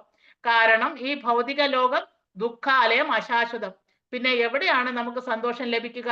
അപ്പോൾ ഓരോ മനുഷ്യനും അതാതോ ബ്രഹ്മ ജിജ്ഞാസ, സ്വന്തം ബ്രഹ്മത്തെ, സ്വന്തം അവനവനിലുള്ള ആത്മീയ ശക്തിയെ മനസ്സിലാക്കാൻ ശ്രമിക്കുക, ആത്മാവിന്റെ നിലനിൽപ്പിനെ പറ്റി ചിന്തിക്കുക. എപ്രകാരം നമുക്ക് ആത്മാവിന് നല്ല ഒരു ശരീരം കൊടുക്കാം എന്നെങ്കിലും അറ്റ്ലീസ്റ്റ് ചിന്തിച്ച് പ്രവർത്തിച്ചു കഴിഞ്ഞാൽ അടുത്ത ജന്മത്തിൽ നമുക്ക് നല്ല ഒരു ജന്മം തന്നെ ലഭിക്കും. ദുഃഖങ്ങളും ദുരിതങ്ങളും കുറഞ്ഞിട്ടുള്ള ഒരു ജന്മം ലഭിക്കും. അറ്റ്ലീസ്റ്റ് നമുക്ക് അത്രയെങ്കിലും ചെയ്യാൻ സാധിക്കണം ഒരു മനുഷ്യ ജന്മം ലഭിച്ചാല്. അപ്പൊ ഇവിടെ പറയുന്നത് ആത്മാവ് ഉണ്ടെന്നുള്ള പ്രത്യക്ഷമായ വസ്തുത നാം അംഗീകരിച്ചേ മതിയാകൂ. എന്തുകൊണ്ടെന്നാൽ ആത്മാവിന്റെ ഉണ്മ അറിയുവാൻ യാതൊരു മാർഗവുമില്ല. വിശിഷ്ടമായ പ്രാമാണിക വാക്യങ്ങളെ ആധാരമാക്കി പൂർണ്ണമായും സ്വീകരിക്കേണ്ടതായിട്ട് പല വിഷയങ്ങളും നമുക്കുണ്ട്. നമ്മൾ ഈ ആത്മാവിനെ പറ്റി മാത്രമല്ല, ആത്മാവ് ഭഗവാന്റെ അംശമാണെന്ന് നമ്മൾ തിരിച്ചറിയണം. ആത്മാവിന്റെ സ്വഭാവം ആ പരമപുരുഷനെ സേവ ചെയ്യുകയാണ് യഥാർത്ഥ ധർമ്മം എന്ന് നമ്മൾ തിരിച്ചറിയണം. അപ്പോഴാണ് നമുക്ക് യഥാർത്ഥ ധർമ്മം എന്താണ്, നമ്മൾ എന്താണ് ചെയ്യേണ്ടത്, എന്താണ് ചെയ്യാൻ പാടില്ലാത്തത് എന്ന് മനസ്സിലായി വരിക. ഇതെല്ലാം ഗുരു, സാധു, ശാസ്ത്ര, ഇങ്ങനെ 3 കടമ്പകളിലൂടെ മാത്രമേ മനസ്സിലാക്കാൻ സാധിക്കൂ. ഒന്നുകിൽ ഗുരുമുഖത്തുനിന്ന് മനസ്സിലാക്കണം, അല്ലെങ്കിൽ സാധുക്കളിൽ നിന്ന് മനസ്സിലാക്കണം. സാധു എന്ന് പറഞ്ഞാൽ ഭഗവാന്റെ ഭക്തിയുത സേവനം ചെയ്യുന്നവരെയാണ് സാധുക്കൾ എന്ന് പറയുക. സാധുക്കൾ എന്ന് പറഞ്ഞാൽ പാവപ്പെട്ടവർ എന്നല്ല അർത്ഥം. സാധുക്കൾ എന്ന് പറഞ്ഞാൽ ഭഗവാന്റെ ഭക്തിയുത സേവനത്തിൽ ഏർപ്പെടുന്ന വൈഷ്ണവർ എന്നർത്ഥം. അപ്പൊ വൈഷ്ണവരിലൂടെ മാത്രമേ ഈ ഭക്തിയുത സേവനത്തെ പറ്റിയും ആത്മീയ ജ്ഞാനവും കിട്ടുകയുള്ളൂ, ഗ്രഹിക്കാൻ സാധിക്കുകയുള്ളൂ. പിന്നെ ഗുരു, സാധു, ശാസ്ത്ര. ശാസ്ത്ര എന്ന് പറഞ്ഞാൽ നമ്മുടെ വൈദിക ഗ്രന്ഥങ്ങൾ. വൈദിക ഗ്രന്ഥങ്ങളിൽ പറഞ്ഞിരിക്കുന്ന ആ തത്വജ്ഞാനം മനസ്സിലാക്കിയെങ്കിൽ മാത്രമേ നമുക്ക് നമ്മുടെ ആത്മാവിനെ തിരിച്ചറിയാൻ സാധിക്കൂ. എങ്കിൽ മാത്രമേ ആത്മാവിന് വേണ്ടി ജീവിക്കുവാനും സാധിക്കുകയുള്ളൂ. ശരിക്കും പറഞ്ഞാല് ഒരു സ്വർണ്ണ കൂട്ടിനകത്ത് ഒരു തത്തയെ വളർത്തുമ്പോ ആ തത്തയ്ക്ക് പാലും പഴവും ഒന്നും കൊടുക്കാതെ ആ സ്വർണ്ണ കൂട്ടിനെ നമ്മൾ രത്നങ്ങളൊക്കെ വെച്ച് അലങ്കരിച്ച് മോടി പിടിപ്പിച്ച് എപ്പോഴും തുടച്ച് മിനുക്കി അങ്ങനെ എല്ലാവരും കാണത്തക്ക വിധത്തിൽ പ്രദർശിപ്പിച്ച് ഇങ്ങനെ വെച്ചേക്കും. പക്ഷെ ഉള്ളിലിരിക്കുന്ന ആ തത്തയ്ക്ക് ഒന്നും കൊടുക്കാതിരുന്നാൽ അത് എത്ര കാലം നിലനിൽക്കും? എത്ര കാലം അത് ജീവിച്ചിരിക്കും? ഒരു നാൾ എന്നായാലും ആ തത്ത ചത്തുപോകും. അതുപോലെയാണ് നമ്മുടെ ഈ ശരീരത്തെ നമ്മൾ മോടി പിടിപ്പിച്ച് കൊണ്ട് നടക്കുന്നത്. ഉള്ളിലിരിക്കുന്ന ആത്മാവാകുന്ന ആ തത്തയ്ക്ക് വേണ്ടതൊന്നും നമ്മൾ ചെയ്യുന്നില്ല. ശരിക്കും ബുദ്ധിമാനായ ഒരു മനുഷ്യൻ ജീവിച്ചിരിക്കുമ്പോ ആ ഉള്ളിലിരിക്കുന്ന തത്തയ്ക്ക് അല്ലെങ്കിൽ ആ ആത്മാവിന് വേണ്ടി എന്തെങ്കിലും നമ്മൾ ചെയ്യണം. ദിവസം 24 മണിക്കൂർ ഉള്ളതിൽ 1 മണിക്കൂറെങ്കിലും ആത്മാവിന് വേണ്ടി പ്രവർത്തിക്കാൻ നമ്മൾ തയ്യാറാകണം. എങ്കിൽ മാത്രമേ നമ്മളാകുന്ന ആ ആത്മാവിന് ഒരല്പമെങ്കിലും ശാന്തിയും സമാധാനവും സ്വസ്ഥതയും എല്ലാം കിട്ടുള്ളൂ. അതുകൊണ്ടാണ് ആചാര്യന്മാർ പറയുന്നത്, ഈ ആത്മാവിന്റെ പൂർണ്ണ സ്വരൂപമായിട്ടുള്ള സാക്ഷാൽ ഭഗവാനെ ഹരിനാമ സങ്കീർത്തന യജ്ഞത്തിലൂടെ നമ്മൾ ജപിച്ചിരിക്കുമ്പോൾ, ഭഗവാന്റെ നാമം ജപിക്കുമ്പോൾ നമ്മൾ അറിയാതെ തന്നെ ഒരു ആത്മീയ ആനന്ദം നമ്മുടെ ഉള്ളിൽ അനുഭവപ്പെടുന്നത്. അതുകൊണ്ടാണ് ഹരേ കൃഷ്ണ മഹാമന്ത്രം ജപിക്കൂ, നിങ്ങൾ ആനന്ദിക്കൂ എന്ന് ആചാര്യന്മാർ പറയുന്നത്. അപ്പൊ ആത്മാവിന് വേണ്ടി നമുക്ക് ഭഗവാന്റെ നാമം ജപിക്കേണ്ടത് വളരെ അത്യാവശ്യമാണ്. അപ്പൊ ജീവിതത്തിലെ ദൈനംദിന പ്രവൃത്തികളുടെ ഒന്നാമത്തെ പ്രവൃത്തിയായിട്ട് നമ്മൾ കണക്കാക്കേണ്ടത് ഹരിനാമ സങ്കീർത്തന യജ്ഞമാണ്. ഭഗവാന്റെ നാമം ജപിച്ച് ഒരു ദിവസം തുടങ്ങുമ്പോൾ നമ്മുടെ ആത്മാവ് വളരെ ആനന്ദഫുലിതമായിരിക്കും. ആ ആനന്ദം ശരീരം ഒട്ടാകെ ഒരു ഊർജ്ജസ്വലത അല്ലെങ്കിൽ ഒരു സന്തോഷം പ്രദാനം ചെയ്യും. അപ്പൊ നമുക്ക് എല്ലാ പ്രവൃത്തികളും, നമ്മളിൽ നിഹിതമായിട്ടുള്ള എല്ലാ കർമ്മങ്ങളും ചെയ്യാൻ ഒരു എനർജി നമുക്ക് ലഭിക്കും. ഇതാണ് ശരിക്കും പറഞ്ഞാൽ ബ്രഹ്മമുഹൂർത്തത്തിൽ ചാണ്ട് ചെയ്യുന്നതിന്റെ ഗുണം. ശരീരത്തിൽ ഇരിക്കുന്ന ആത്മാവിനെ സന്തോഷിപ്പിച്ചു കഴിഞ്ഞാൽ ശരീരം വളരെ ലൈറ്റ് വെയിറ്റ് ആയിട്ട് നമുക്ക് ഫീൽ ചെയ്യും. അത് സ്വയം അനുഭവിച്ചറിയാൻ പറ്റുന്ന കാര്യമാണ്. ബ്രഹ്മമുഹൂർത്തത്തില് 16 റൗണ്ട് ചാണ്ട് ചെയ്യുന്നവരുടെ അവസ്ഥ എന്ന് പറയുന്നത് ശരിക്കും ആകാശത്ത് നടക്കുന്ന പോലെ ഒരു ലൈറ്റ് ഫീലിംഗ് ആണ്. നമ്മുടെ ഭാരമൊന്നും നമുക്ക് അനുഭവപ്പെടില്ല, നമ്മുടെ കർമ്മങ്ങളൊന്നും ഭാരമായിട്ട് തോന്നില്ല, നമ്മുടെ ദൈനംദിന പ്രവൃത്തികളൊക്കെ വളരെ ഈസി ആയിട്ട് പെട്ടെന്ന് ചെയ്തു തീർക്കാൻ പറ്റും. ഇതെല്ലാം അനുഭവസ്ഥർക്ക് ബോധ്യമായിട്ടുള്ള കാര്യമാണ്. ഓരോ ഇപ്പൊ ഫോർ എക്സാമ്പിൾ പറയുന്ന ഒരു തേനിന്റെ കുപ്പി ഇരിക്കുമ്പോ ആ കുപ്പിയുടെ പുറത്ത് നമ്മൾ നക്കി കഴിഞ്ഞാൽ തേനിന്റെ മധുരം അറിയില്ല. അതുപോലെയാണ് ഈ ആത്മീയ ആനന്ദത്തെ പറ്റി കേട്ടറിയുന്നത്. അത് കേൾക്കുമ്പോൾ നമുക്ക് ആത്മീയ ആനന്ദം കിട്ടില്ല. എന്നാൽ ആ കുപ്പി തുറന്ന് ആ തേന് നാവിൽ ടച്ച് ചെയ്യുമ്പോൾ മാത്രമേ ആ തേനിന്റെ രുചി നമുക്ക് അനുഭവിച്ചറിയാൻ പറ്റൂ. അതുപോലെ നാമത്തിന്റെ രുചി നമുക്ക് അനുഭവിച്ചറിയണമെങ്കിൽ നമ്മൾ ആ ആത്മീയ ആനന്ദം അനുഭവിക്കണമെങ്കിൽ ആ ഭഗവാന്റെ അംശമായ നമ്മൾ പരിപൂർണനായിട്ടുള്ള ആ ഭഗവാന്റെ നാമം ജപിക്കുക തന്നെ വേണം. അപ്പൊ നമുക്ക് ആത്മീയ ആനന്ദം ലഭിക്കും. ആ ആനന്ദം അനുഭവിക്കുമ്പോൾ നമുക്ക് എന്തെന്നില്ലാത്തൊരു ആനന്ദം ശരീരത്തിലും മനസ്സിനും ഒക്കെ ബാധിക്കുന്നത് കാണാം. അങ്ങനെ ആത്മാവിന്റെ സുഖവും സന്തോഷവും നോക്കി പ്രവർത്തിക്കുന്ന ഒരാൾക്ക് അയാളുടെ ഇന്ദ്രിയങ്ങൾ ബുദ്ധി പറയുന്നിടത്ത് നിൽക്കും, മനസ്സ് പറയുന്നിടത്തല്ല നിൽക്കുന്നത്. മനസ്സെന്ന് പറയുന്നത് ചഞ്ചലമാണ്. ചഞ്ചലാഹി മനാ കൃഷ്ണ, മനസ്സ് ചഞ്ചലപ്പെട്ടുകൊണ്ടേയിരിക്കും. എന്നാൽ ബുദ്ധി നമ്മൾ ഷാർപ്പൺ ചെയ്തുകൊണ്ട് വരുമ്പോ, ബുദ്ധിപൂർവം ചിന്തിക്കുമ്പോൾ ആ ബുദ്ധിക്ക് ചഞ്ചലമില്ല. ബുദ്ധി പറയുന്നിടത്ത് നമ്മുടെ ഇന്ദ്രിയങ്ങൾ നിൽക്കും. അതുകൊണ്ടാണ് പ്രഭുപാദ് പറയുന്നത്, ബുദ്ധിമാന്മാർക്ക് മാത്രമേ ഈ വൈഷ്ണവിസം മനസ്സിലാവുള്ളൂ, അല്ലെങ്കിൽ കൃഷ്ണ കോൺഷ്യസിൽ തുടരാൻ പറ്റുള്ളൂ എന്ന്. കാരണം ബുദ്ധിയാണ് അയാളെ നിയന്ത്രിക്കുന്നത്, മനസ്സായിരിക്കില്ല. സാധാരണ ജനങ്ങളെല്ലാം, ഭൗതിക ലോകത്ത് കാണുന്നവരെല്ലാം മനസ്സിനാൽ നിയന്ത്രിക്കപ്പെടുന്നവരാണ്. അവര് ബുദ്ധിയാൽ നിയന്ത്രിക്കപ്പെടുമ്പോൾ മാത്രമേ കൃഷ്ണാവബോധത്തിലേക്ക് അവർക്ക് ശ്രദ്ധ പതിപ്പിക്കാൻ സാധിക്കൂ. അപ്പൊ ആദ്യമേ മനസ്സിനെ നിയന്ത്രിക്കപ്പെടുന്ന ആൾക്കാരടുത്ത് വേണം ഈ സാധുക്കളായിട്ടുള്ള നമ്മളെ പോലുള്ളവർ പോയിട്ട് കൃഷ്ണാവബോധം പറഞ്ഞു കൊടുക്കുന്നത്. നിങ്ങൾ ഭഗവാന്റെ നാമം ജപിക്കൂ, നമ്മൾ ഈ ശരീരമല്ല ആത്മാവാണ് എന്നൊക്കെ ആ മനസ്സ് കൊണ്ട് നിയന്ത്രിക്കപ്പെടുന്ന ആൾക്കാരടുത്ത് പറയുമ്പോൾ അവര് നമ്മളെ കളിയാക്കി ചിരിക്കും, ആക്ഷേപിച്ച് തള്ളും. പക്ഷെ കാരണം അവരുടെ ബുദ്ധി മറഞ്ഞിരിക്കുകയാണ്, അവർക്ക് ആ ബുദ്ധി വെളിയിൽ വന്നിട്ടില്ല. അപ്പൊ ആ ബുദ്ധിക്ക് തെളിച്ചം കിട്ടാൻ വേണ്ടിയിട്ടാണ് അവരുടെ അടുത്ത് പറയുന്നത്, നിങ്ങൾ എങ്ങനെയെങ്കിലും ഹരിനാമം ജപിക്കൂ. ഹരേ കൃഷ്ണ മഹാമന്ത്രം ജപിച്ച് അവരുടെ ബുദ്ധി തെളിഞ്ഞു വരുമ്പോ കുറേശ്ശെ അവർക്ക് മനസ്സിലാവും. കാരണം നമ്മൾ തന്നെ നമ്മുടെ അവസ്ഥ മനസ്സിലാക്കിയ തിരിച്ചറിയാവുന്നതേ ഉള്ളൂ. നമ്മൾ ആദ്യം ഇതിലൊക്കെ വരുമ്പോ ജപിക്കാൻ പറയുമ്പോ നമുക്ക് വളരെ മടിയായിരുന്നു. മുഖത്ത് നോക്കി പറയും, പറ്റില്ല, ജപിക്കാനൊന്നും പറ്റില്ല, സമയമില്ല പ്രഭു, കുട്ടികളെ സ്കൂളിൽ വിടണം, അതാണ് ഇതാണെന്നൊക്കെ ഓരോ കഴിവ് പറഞ്ഞ് നമ്മൾ ഒഴിഞ്ഞു മാറും. ആകിലും ജപിക്കാതിരിക്കാനാണ് നമ്മൾ ശ്രമിക്കുക. കാരണം അപ്പോഴൊക്കെ നമ്മളെ മനസ്സാണ് നിയന്ത്രിച്ചുകൊണ്ടേയിരിക്കുന്നത്. അപ്പൊ മനസ്സിന് ഇഷ്ടമില്ല ഇങ്ങനെ ഒരിടത്ത് അടങ്ങിയിരുന്ന് ജപിക്കാനോ മെഡിറ്റേറ്റ് ചെയ്യാനൊന്നും മനസ്സിന് താല്പര്യമേ ഇല്ല. അതെപ്പോഴും ക്രിയേറ്റീവാണ്, ചഞ്ചലമായിക്കൊണ്ടേയിരിക്കും. അതുകൊണ്ട് മനസ്സ് സമ്മതിക്കില്ല. ആ സമ്മതിക്കാത്ത കാര്യം തന്നെ നമ്മൾ പുറത്ത് പറയുകയും ചെയ്യും. ഇല്ല, പറ്റില്ല എന്ന് പറഞ്ഞ് ഒഴിഞ്ഞു മാറും. എങ്ങനെയെങ്കിലും ആരുടെയെങ്കിലും ശല്യം സഹിക്കാൻ വയ്യാതെയാണ് അടങ്ങിയിരുന്ന് എങ്ങനെയെങ്കിലും നമ്മൾ ജപിച്ചു തുടങ്ങുന്നത്.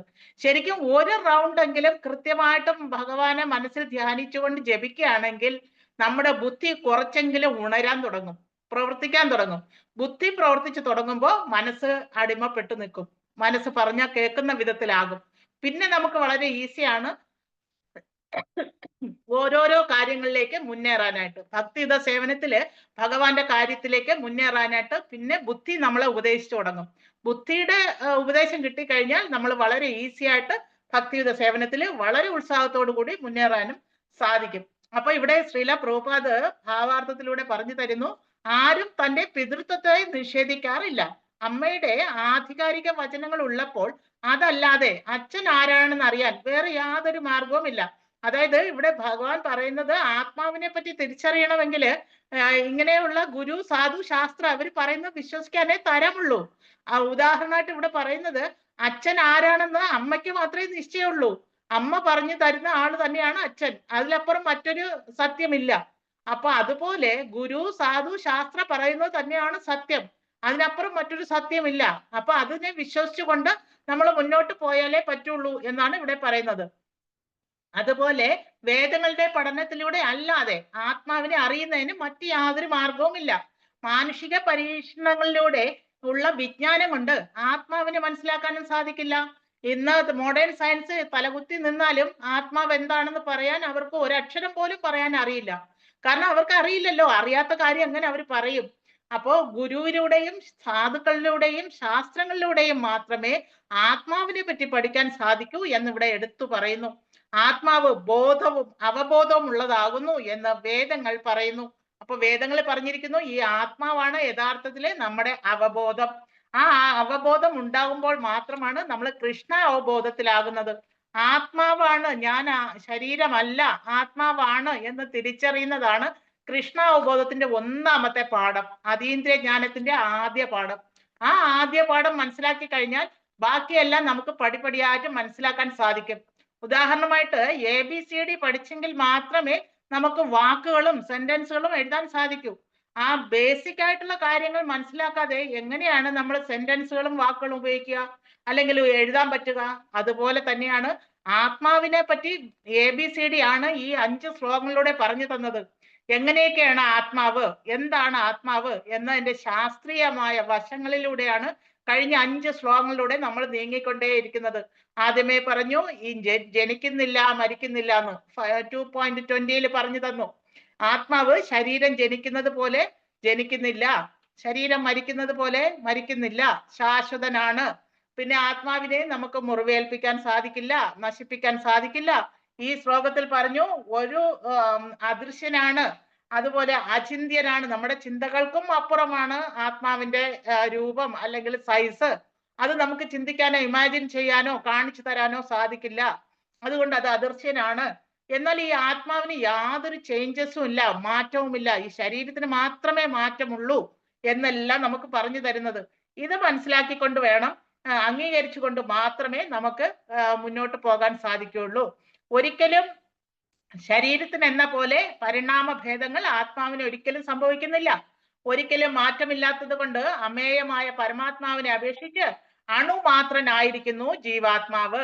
അപ്പൊ പരമാത്മാവ് എന്ന് പറഞ്ഞാൽ വിഭുവാണ്, എന്നാൽ ജീവാത്മാവ് എന്ന് പറഞ്ഞാൽ അണുവാണ്. അപ്പൊ അണുമാത്രനായ ജീവാത്മാവും വിഭുവായിട്ടുള്ള പരമാത്മാവും അതാണ് ഭഗവാൻ. അപ്പൊ അതായത് ഭഗവാൻ എന്ന് പറഞ്ഞാൽ കടല് പോലെ അതിവിശാലമാണ്. നമ്മളെന്ന് പറഞ്ഞാൽ ആ കടലിലെ ഒരു തുള്ളി വെള്ളമാണ്, ആ ഡ്രോപ്പ് ഓഫ് വാട്ടർ, ഒരു തുള്ളി വെള്ളമാണ് നമ്മൾ. അതുകൊണ്ട് തന്നെ ഈ ജീവാത്മാക്കൾക്ക് ഒരിക്കലും ഞാൻ കടലാണ് എന്ന് ആ തുള്ളി വെള്ളത്തിന് പറയാൻ സാധിക്കില്ല. പക്ഷെ ആ ഒരു തുള്ളി വെള്ളം നമ്മൾ രുചിച്ചു നോക്കിയാൽ ഉപ്പ് രസം ഉണ്ടാവും, കടലിൽ നിന്ന് എടുത്തത് കൊണ്ട്. അപ്പൊ ഭഗവാന്റെ ചില ഗുണങ്ങളൊക്കെ നമ്മളിൽ വളരെ മൈന്യൂട്ടായിട്ട് ഉണ്ടാവും, ഉപ്പ് രസം ഉണ്ടാവും. എന്ന് വെച്ചിട്ട് ആ ഒരു തുള്ളി വെള്ളം വറ്റിച്ചു കഴിഞ്ഞാൽ ഉപ്പുണ്ടാക്കാനൊന്നും സാധിക്കില്ല. അതുപോലെ ഭഗവാന്റെ എല്ലാ ഗുണങ്ങളും നമ്മളിൽ ഉണ്ടെന്ന് അർത്ഥമില്ല, അതേ അളവിൽ ഉണ്ടെന്ന് അർത്ഥമില്ല. എന്നാൽ ഭഗവാന്റെ അംശമായതുകൊണ്ട് ഭഗവാന്റെ ചില ഗുണങ്ങളെല്ലാം ചെറിയ അളവിൽ നമ്മളിലും ഉണ്ട്. അതുകൊണ്ടാണ് ഈ മേധാവിത്വം നമ്മളിലുള്ളത്. ഭഗവാനാണ് എല്ലാത്തിന്റെയും നിയന്ത്രകൻ, എല്ലാത്തിന്റെയും അധികാരി, എല്ലാത്തിന്റെയും അവകാശി. എല്ലാം സൃഷ്ടിക്കുന്നത് ഭഗവാനാണ്. പക്ഷെ ആ അഹങ്കാരം മൊത്തം മനുഷ്യനായി നമ്മളാണ് കാണിക്കുന്നത്. ഞാനാണ് ഇതുണ്ടാക്കുന്നത്, ഞാനാണ് ഇതുണ്ടാക്കുന്നത്, എന്റേതാണ്, ഈ സ്വത്തുക്കളെല്ലാം എന്റേതാണ്, എന്റെ ഭാര്യ, എന്റെ കുടുംബം, എന്റെ വീട് എന്നൊക്കെ നമ്മൾ അഹങ്കരിക്കുന്നതിന്റെ കാരണം ഭഗവാന്റെ ആ ക്വാളിറ്റി നമ്മളിൽ ഉള്ളത് കൊണ്ടാണ്. എന്നാൽ ക്വാണ്ടിറ്റി, ഭഗവാൻ ഈ ഭൗതിക ലോകം മൊത്തം 7 14 ലോകങ്ങൾ പോലെ അനേകം ലോകങ്ങൾ ഉണ്ടാക്കുന്നു ഭഗവാൻ. അതെല്ലാം ഭഗവാന്റേതാണ്. നമ്മളൊരു 5 സെന്റ് ഭൂമി വാങ്ങിച്ചാൽ നമ്മൾ അതിൻ്റെതാണ് അവകാശം എന്ന് പറഞ്ഞിട്ട് ഭയങ്കരമായിട്ട് അഹങ്കരിക്കുന്നു. അപ്പോൾ ഈ കോടാനുകോടി ബ്രഹ്മാണ്ടങ്ങളുടെ എല്ലാം അധിപനായിട്ടുള്ള ആ സാക്ഷാൽ ഭഗവാനെ മനസ്സിലാക്കുമ്പോഴാണ് നമ്മുടെ നിസ്സാരത്വം, അണുമാത്രനായിട്ടുള്ള ജീവാത്മാവിന്റെ അവസ്ഥയെ പറ്റി തിരിച്ചറിയാൻ സാധിക്കുക. അങ്ങനെ പരമാത്മാവിനെ പറ്റി അപേക്ഷിച്ച് അണുമാത്രനായിരിക്കുന്ന ഈ ജീവാത്മാവിന് വളരെ അതിസൂക്ഷ്മമായ ഈ ജീവാത്മാവിന് പരിണാമങ്ങൾ ഇല്ലായകയാൽ ഒരിക്കലും അപരിമയനായ പരമപുരുഷനോട് അഥവാ ശ്രീകൃഷ്ണ ഭഗവാനോട് തുല്യനാകാനും പറ്റില്ല. വളരെ കടൂനേക്കാളും ചെറിയ ഒരു സൈസിലുള്ള അണുമാത്രനായിട്ടുള്ള ജീവാത്മാവിന് ഒരിക്കലും കടലാകാനേ സാധിക്കില്ല, തുല്യനാകാനേ സാധിക്കില്ല. അതുപോലെ തിരമാലകൾ ഉണ്ടാക്കാൻ സാധിക്കില്ല, അതുപോലെ വറ്റിച്ച് ഉപ്പുണ്ടാക്കാൻ സാധിക്കില്ല.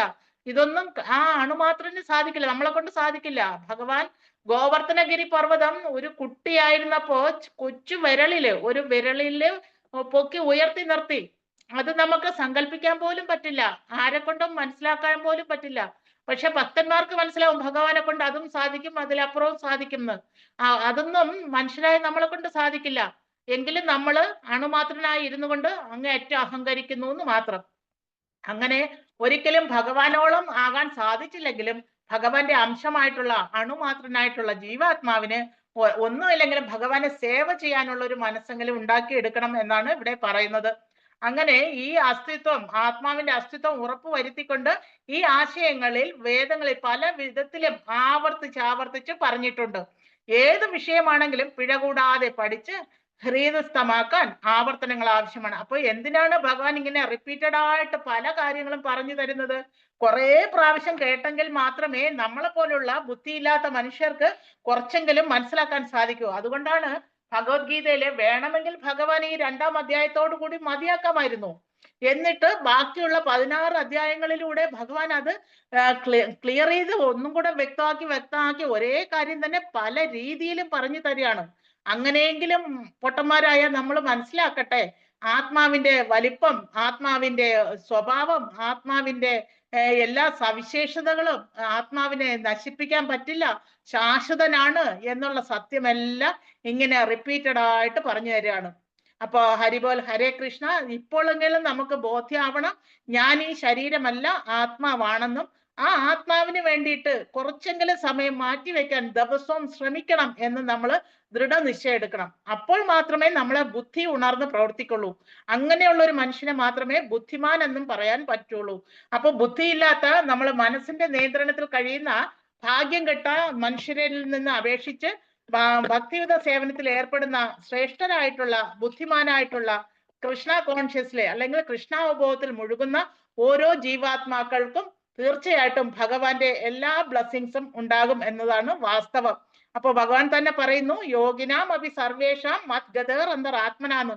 അതായത് അഷ്ടാംഗ യോഗയെല്ലാം ചെയ്താലും അവസാനം സമാധി പൊസിഷനിലെത്തി യോഗിയായി ഉച്ചിയിലൂടെ ബ്രഹ്മരന്ധ്രത്തിലൂടെ ആത്മാവിനെ പുറത്തുവിടാൻ സാധിച്ചാൽ പോലും അങ്ങനെയുള്ളവരെക്കാളും ശ്രേഷ്ഠനാണ് ഭഗവാനിൽ ഭക്തിയുത സേവനം വളർത്തി ഭഗവാന്റെ ധാമത്തിൽ എത്തുന്നത് എന്നാണ് ഭഗവത്ഗീതയിലൂടെ ഭഗവാൻ വ്യക്തമാക്കി തരുന്നത്. ഹരിബോൽ ഹരേ കൃഷ്ണ. Thank you. ബാക്കി ഭാഗം നമുക്ക് അടുത്ത ക്ലാസ്സിൽ കാണാം, നാളെ കാണാം. അതുവരേക്കും നന്ദി, നമസ്കാരം. ഹരിബോൽ ഹരേ കൃഷ്ണ. ഇനി ആർക്കെങ്കിലും അൺമ്യൂട്ട് ചെയ്തിട്ട് ഡൗട്ട് ഒക്കെ ഉണ്ടെങ്കിൽ ചോദിക്കാം. ഒരു 10 മിനിറ്റ് നമുക്ക് ഡൗട്ട് ചോദിക്കാം. ഹരേ കൃഷ്ണ. താങ്ക് യു മാജി. ഹരേ കൃഷ്ണ. ഹരിബോൽ. താങ്ക് യു മാജി. ഹരേ കൃഷ്ണ. ഹരേ കൃഷ്ണ. ആർക്കെങ്കിലൊക്കെ വേറെന്തെങ്കിലും ഔട്ട് ഓഫ് സിലബസ് ആയാലും കുഴപ്പമില്ല, എന്തെങ്കിലും ഡൗട്ട് ഉണ്ടെങ്കിൽ ചോദിക്കൂ. കാരണം കൃഷ്ണാവബോധത്തിൽ വരുമ്പോൾ നമുക്ക് ഒരുപാട് സംശയങ്ങളാണ്. നമ്മളിപ്പോ മാലയും തൂക്കി നടക്കും. അപ്പൊ കുറെ ബുക്കുകളൊക്കെ ഡിസ്ട്രിബ്യൂഷനൊക്കെ ഇങ്ങനെ തെരുവുകളിൽ നടക്കും. ഓരോരുത്തരുടെ മുന്നിലും ആട്ടും തുപ്പും സഹിച്ചാണ് നമ്മൾ ബുക്കുകളെല്ലാം ഡിസ്ട്രിബ്യൂട്ട് ചെയ്യാൻ ശ്രമിക്കുന്നത്. അപ്പൊ നിങ്ങൾ ചിന്തിക്കും, സാധാരണ ആൾക്കാർ ചിന്തിക്കും, ഇവർക്ക് വേറെ പണിയൊന്നുമില്ല, അവരെന്തിനാ ഈ സഞ്ചിയും തൂക്കി ബുക്കും തൂക്കി നടക്കണേന്നൊക്കെ ചിന്തിക്കും. പക്ഷെ അതിന്റെ ശ്രേഷ്ഠത എന്താണെന്ന് അതിൽ ഇൻവോൾവ് ആവുമ്പോൾ മാത്രമേ, അതിൽ ആ ഭക്തിയുത സേവനത്തിൽ ഏർപ്പെടുമ്പോൾ മാത്രമേ ആ പുണ്യപ്രവൃത്തിയുടെ എഫക്റ്റ് അറിയാൻ പറ്റുള്ളൂ.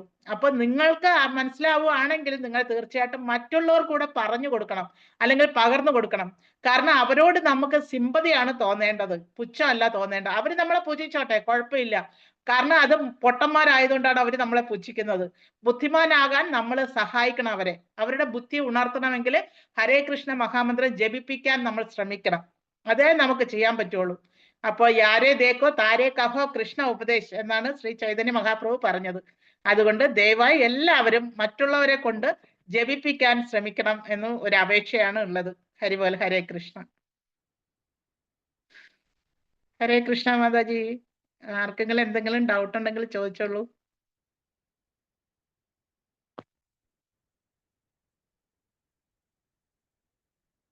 ഉം, 10-16 പേരോളം ഉണ്ട് ഈ ഗ്രൂപ്പില്. ഹരേ കൃഷ്ണ മാതാജി. ഹരേ കൃഷ്ണ. മാതാജിയുടെ ക്ലാസ് നല്ല പവർ, നല്ല ഫ്ലോ ഉണ്ടായിരുന്നു.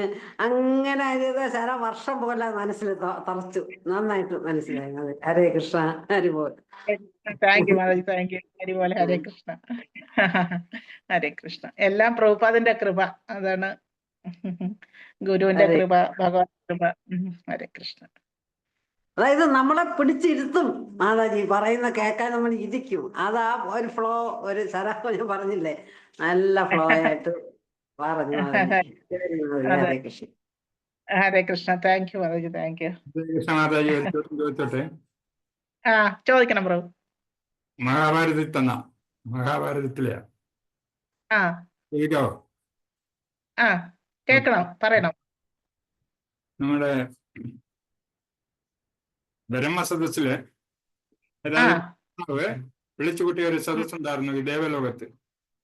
അതെ. മന്ദാകിനി എന്ന് പറയുന്ന ഒരു ദേവതയും ആ ആ എത്തിയിരുന്നു. ആ പിന്നെ ഒരു രാജാവ്, പേര് മറന്നുപോയി, എന്താ, മഹാഭിഷക്. ആ ഇല്ലേ, അവർ രണ്ടും കൂടെ എത്തിയപ്പോഴാണ് പ്രശ്നം ഉണ്ടായത്. കാറ്റടിക്കുകയും ആ സമയത്ത് ആ മഹാഭിഷക് എന്ന് പറയുന്ന ആള് ഈ മന്ദാകിനി സൂക്ഷിച്ചു നോക്കുന്നു. അപ്പൊ ബ്രഹ്മാവിന് ദേഷ്യം വരുന്നു. ബ്രഹ്മാവ് അവരെ ഭൂലോകത്ത് പോയി ജനിക്കട്ടെ എന്ന് ശിക്ഷയും കൊടുത്തു. അപ്പൊ ആ മന്ദാകിനിയാണോ ഈ ഗംഗയായിട്ട് വരുന്നത്? അല്ല പ്രഭു, ഗംഗ വേറെയാണ്. ഈ പറഞ്ഞ മന്ദാകിനി മഹാഭാരതത്തിൽ പറയുന്ന കഥയിലെ ഒരു വ്യക്തിത്വമാണ്. ഗംഗയ്ക്ക് മന്ദാകിനി എന്നൊരു പേരുണ്ട്. എപ്പോഴെന്ന് ചോദിച്ചാല്, ശരിക്കും പറഞ്ഞാൽ ഗംഗാദേവിയുടെ ഉത്ഭവം എന്ന് പറയുന്നത്, വാമനദേവൻ ഈ ഭൂമിയിൽ വന്നിട്ട് ബലി മഹാരാജാവിന് 3 അടി മണ്ണ് ദാനം കൊടുക്കാനായിട്ട് കാല് വെച്ചിട്ട് അളന്നല്ലോ. അപ്പൊ വാമനദേവൻ വളരെ വലിയ സൈസായി. ഒരു പാദം കൊണ്ട് തന്നെ 14 ലോകങ്ങളും അളന്നു. രണ്ടാമത്തെ പാദം പൊക്കിയപ്പോ ഈ ബ്രഹ്മാണ്ടം തുളച്ച്, ഈ ബ്രഹ്മാണ്ടം എന്ന് പറയുന്നത് 8 ലെയർ ഉണ്ട്. ഭൂമി അപന അലോ വായു ഖം മനോർ ബുദ്ധി റേവച്ച അഹങ്കാരം മിതിയമ്മേ ഭിന്ന പ്രകൃതി അഷ്ടത. അങ്ങനെ 8 ലെയർ ഭേദിച്ചിട്ടേ ബ്രഹ്മാണ്ടത്തിന് പുറത്തു വരാൻ പറ്റുള്ളൂ. അങ്ങനെ ഈ ബ്രഹ്മാണ്ടത്തിന് പുറത്ത് അദ്ദേഹത്തിന്റെ പെരുവിരൽ ഒരു തുള ഉണ്ടാക്കി. ആ തുള ടച്ച് ചെയ്തത് വിരജ റിവറിലാണ്. ഭഗവാന്റെ പാദം, വാമനദേവന്റെ പെരുവിരൽ തട്ടി ആ വിരജ റിവർ ആ തുളച്ച ഹോളിലൂടെ വന്ന് വീഴുന്നത് സ്വർഗലോകത്താണ്. ആ വിരജ റിവർ ആണ് യഥാർത്ഥത്തിൽ ഗംഗാദേവിയായിട്ട് വരുന്നത്. ആ ഗംഗാദേവി സ്വർഗലോകത്ത് വന്ന് പതിക്കുമ്പോൾ അതിനെ മന്ദാകിനി എന്നാ പറയാ. സ്വർഗലോകത്ത് വന്ന് പതിക്കുന്ന ഗംഗാദേവിയുടെ പേര് മന്ദാകിനിയാണ്. പക്ഷെ പ്രഭു പറഞ്ഞ കഥയിലെ ക്യാരക്ടർ മന്ദാകിനി വേറൊരു വ്യക്തിത്വമാണ്, ഗംഗാദേവി അല്ല. മന്ദാകിനി അല്ല ഈ ഗംഗാദേവി. അല്ല അല്ല അല്ല പ്രഭു, രണ്ടും രണ്ടാണ്. അങ്ങനെ എന്റെ ഒരു ചെറിയ ഇതുണ്ട്, മഹാഭാരതം. അപ്പൊ അതിനകത്ത് കണ്ടു, അതുകൊണ്ട് ചോദിച്ചത്. അതെ അതെ അതെ. ആ കഥയിലുള്ള കഥാപാത്രം വേറെ മന്ദാകിനിയാണ്. ഇത് ഗംഗാദേവിയെ മന്ദാകിനി എന്ന് പറയുന്നുണ്ട്. അത് സ്വർഗലോകത്ത് വന്ന് പതിക്കുമ്പോ മന്ദാകിനി എന്ന് പറയും. പിന്നെ അത് ഭൂമിയിൽ വരുമ്പോ ഭഗീരഥൻ കൊണ്ടുവരുന്നുണ്ട്, ഭഗീരഥി എന്നറിയപ്പെടും. പിന്നെ ശിവന്റെ തലേന്ന് ചാടുന്ന ഗംഗാദേവിക്ക് അളകനന്ദ എന്ന് പേരുണ്ട്. ഇതെല്ലാം പ്രയാഗില് പോയാല് കാണാം. ഭഗീരഥിയും അളകനന്ദയും കൂടെ കൂടിച്ചേരുന്ന പ്രയാഗ്, ദേവപ്രയാഗ് എന്നറിയപ്പെടും. അതൊക്കെ ഈ ഭൂമിയിലുള്ള സ്ഥലങ്ങളാണ്. അവിടെയൊക്കെ പോയാല് അറിയാം, പുണ്യതീർത്ഥങ്ങളില്. ഇതെല്ലാം ഒന്ന് തന്നെയല്ലയോ? എല്ലാം ഗംഗാദേവി തന്നെയാണ്, പല പേരുകളിൽ അറിയപ്പെടുന്നു എന്ന് മാത്രം. മന്ദാകിനി സ്വർഗത്തിലല്ല, ബ്രഹ്മസദസ്സില് മന്ദാകിനി ഇവിടെ വന്നിട്ട് ഗംഗാദേവിയായിട്ട് മാറുന്നല്ലേ? അത് കാരണം മന്ദാകിനി അവിടെ വെച്ചാണ് ഇത് കിട്ടുന്നത്, ശാപം കിട്ടുന്നത്. അല്ലെങ്കിൽ ബ്രഹ്മാവിന്റെ ശിക്ഷ കൊടുക്കുന്നത് നീ ഭൂമിയിൽ പോയി ജനിക്കണമെന്ന്. അപ്പൊ ആ മന്ദാകിനി തന്നെയാണ് ഇവിടെ വന്നിട്ട് ഗംഗയായിട്ട് വരുന്നത്, ഇല്ലയോ? അങ്ങനെ മനസ്സിലാക്കാം പ്രഭു. അത് തന്നെ കഥ. അങ്ങനെ മനസ്സിലാക്കാം. ഓക്കെ. ഹരേ കൃഷ്ണ മാതാജി. Okay, Hare Krishna. Thank you പ്രഭു. വേറെ ആർക്കെങ്കിലും എന്തെങ്കിലും ഡൗട്ട് ഉണ്ടോ? ഹരേ കൃഷ്ണ. ഹരേ കൃഷ്ണ മാതാജി. അതായത് ജാന എന്ന മഹർഷി എന്തോ കുടിച്ചു പറ്റിക്കുന്ന അങ്ങനെ ഒരു കഥയുണ്ടല്ലോ, അതുകൊണ്ടാണല്ലോ ജാനവി എന്നും പേര് വരുന്നത്. അത് ഗംഗാദേവിക്ക് ജാനവി എന്നുള്ള പേരും ഉണ്ട്. അതെ, ഹരേ കൃഷ്ണ. ജാനവി എന്നൊരു പേരുണ്ട്. ഭഗീരഥൻ കൊണ്ടുവന്നതുകൊണ്ട് ഭഗീരഥി എന്ന് പേരുണ്ട്. പിന്നെ ശിവന്റെ ജടയിൽ നിന്ന് താഴെ പതിക്കുന്നത് കൊണ്ട് അളകനന്ദ എന്ന് പേരുണ്ട്. എല്ലാം ഗംഗാദേവി തന്നെയാണ്. ഹരേ കൃഷ്ണ മാതാജി. അതെ, ഹരേ കൃഷ്ണ. ഭഗവാന്റെ പാദം തഴുകി വരുന്നത് കൊണ്ടാണ് ഗംഗയ്ക്ക് ഇത്രയും പുണ്യം. അപ്പൊ ഗംഗാ നദിയിൽ കുളിച്ചാൽ തന്നെ, സ്നാനം ചെയ്താൽ തന്നെ അനേകം ജന്മങ്ങൾ പുണ്യം നേടിയതിന് തുല്യമാകും എന്ന് പറയുന്നത്. ഹരിബോൽ. ഹരേ കൃഷ്ണ. വേറെ ആർക്കെങ്കിലും എന്തെങ്കിലും ഡൗട്ട് ഉണ്ടോ? ഹരേ കൃഷ്ണ. അല്ലെങ്കിൽ വൈൻഡപ്പ് ചെയ്യാവോ? വാഞ്ച പറയാവോ മാതാജി? ഓക്കെ മാതാജി. ഹരേ കൃഷ്ണ. ഹരേ കൃഷ്ണ. വാഞ്ച കൽപ്പതരൂപച്ച ഹരേ കൃഷ്ണ. പതിതാനാം. പറയൂ. ഹരേ കൃഷ്ണ. ഹരേ കൃഷ്ണ. വാഞ്ചകൽപ്പതരൂപശ്ച കൃപാസിന്ധുഭയേവച പതിതാനാം പാവനേഭ്യോ വൈഷ്ണവേഭ്യോ നമോ നമഃ. അനന്തകോടി വൈഷ്ണവ വൃന്ദ കി ജയ്. ശ്രീലാ പ്രഭുപാദ് കി ജയ്. ഗുരു മഹാരാജ് കി ജയ്. നിത്യായ ഗൗര പ്രേമാനന്ദേ. ഹരി ഹരി ബോൽ. Hare Krishna. Thank you so much മാതാജി. ഹരേ കൃഷ്ണ. താങ്ക് യു മാതാജി. ഹരേ കൃഷ്ണ. ഓക്കെ മാതാജി. ഞാനു ക്ലോസ് ചെയ്തേക്കോ?